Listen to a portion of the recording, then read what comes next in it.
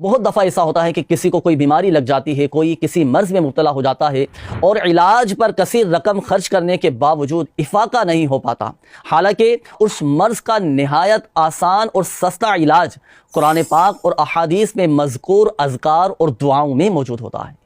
اچھا، ضرورت اس بات کی ہے، ضرورت اس امر کی ہے کہ ان اذکار، ان دعاؤں اور ان صورتوں کو یاد کیا جائے اور ان کو پڑھنے کا معمول بنایا جائے۔ بفضلہ تعالی